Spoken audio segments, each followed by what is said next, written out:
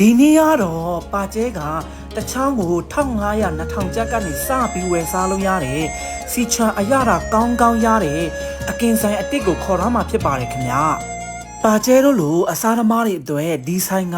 အရန်ကိုအကြိုက်တွေ့စီမဲ့ဆိုင်လေးဖြစ်တာမို့ဗီဒီယိုလေးကိုလိုက်ကြည့်ပေးနော်အခုဆိုရင်ပါကျဲကအင်နိုစီတီအနီးကဝေဇာနာလမ်းမပေါ်မှာရောက်ရှိနေတာဖြစ်ပါတယ်ဒီဆိုင်နာမည်ကလည်းပါကျဲ BBQ ဆိုင်ဖြစ်ပါတယ်ကဲပါကျဲဘိုက်စာနေပြီဆိုတော့အားလုံးဝင်စားကြမယ်လိုက်ကြည့်ပေးပါဦးနော်ကဲပါကျဲအားရပါရစားတော့မှာဖြစ်တဲ့အတွက်ပါကျဲထွန်ချစ်လေးမပြောက်ဖို့ဆိုင်ဝန်ထမ်းကိုတေချာလေးအပ်ထားခဲ့ပါတယ်ဆိုင်ကိုရောက်တော့ပါကျဲစားဖို့မီနူးလာချပေးပါတယ်ပါကျဲမီနူးကိုတေချာဖတ်ကြည့်တော့စီချန်အကင်တွေကိုအဓိကထားရောက်တဲ့ဆိုင်ဖြစ်ပါတယ်အကင်စင်းလုံးတွေကတော့တချောင်းကို1500 2000ကျပ်ကနေစတယ်ပဇွန်နဲ့ပင်လယ်စာဆိုရင်တော့ဈေးပိုပေးရပါတယ်ရနိုင်တဲ့အကင်အမျိုးအစားတွေကတော့တော်တော်စုံပါတယ်ကြက်သားဝက်သားစိတ်သားအမဲသားနဲ့ပင်လယ်စာတွေလည်းရရှိနိုင်တာဖြစ်ပါတယ်ဒီဟာကတော့စီချန်အရသာနဲ့စားဖို့အတွက်ဟင်းပွဲပုံစံလေးတွေဖြစ်ပါတယ်ချက်ကင်9ကင်တွေအပြင်တရုတ်ပြည်မှာတွေ့ရလေးရှိတဲ့ခွက်ကလေးတွေနဲ့မာလာအမဲချမ်းတွေလည်းရရှိနိုင်ပါတယ်အော်နေအောင်ပါကျဲဒီဆိုင်မှာရရှိနိုင်တဲ့နောက်တစ်ခုကိုပြအောင်မယ်ဒီကောင်တာလေးကတော့ဘဲကင်นี่အတွေ့ရရှိနိုင်တဲ့ဘဲဆက်ကင်ကောင်တာလေးဖြစ်ပါတယ်ဒီဟာလေးကတော့ပါကျဲအခုပြောပြနေတဲ့အကင်ဆိုင်ရဲ့ညဘက်ဘိုက်ပုံစံလေးဖြစ်ပါတယ်ကဲအခုဆိုရင်ပါကျဲမှာထားတာတွေရပါပြီခင်ဗျာအနံ့လေးကလည်းမွေးနေတော့ပါကျဲတော်တော်ဘိုက်ဆာလာပြီပေါ့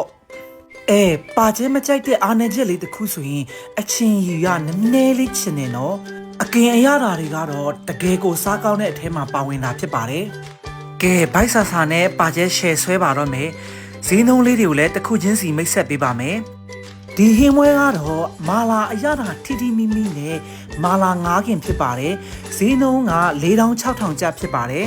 နောက်တစ်မျိုးကတော့ဒီဆိုင်မှာပဲရနိုင်တဲ့ငရုတ်ဒီဇိမ်း9ကင်ဖြစ်ပါတယ်ခင်ဗျာထုံစံမွေးအရတာလေးနဲ့တကယ်ကိုစားလို့ကောင်းပါတယ်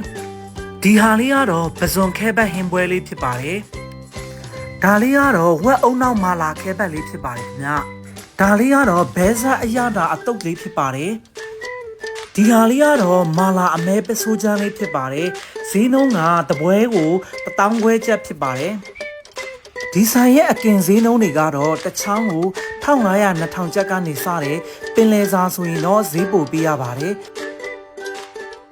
ဒီဟာလေးကတော့တခြားဆိုင်မှာရရှိနိုင်တဲ့ဟင်းပွဲလေးတွေဖြစ်ပါတယ်ဒါလေးကအားလုံးကြိုက်ကြတဲ့စိတ်သားတောင်းလေးဖြစ်ပါတယ်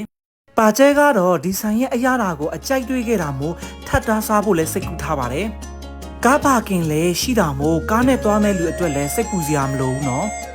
ကဲပါကျဲနဲ့အတူတွားစားခြင်းနဲ့ရှိဖို့တို့အတွက်လည်းဆိုင်လိပ်စာအပြည့်စုံဖွင့်ရင်ပိတ်ချိန်နေရာတိကျလေးကိုယခုဗီဒီယိုမှာထည့်သွင်းပေးထားပါတယ်ခင်ဗျာ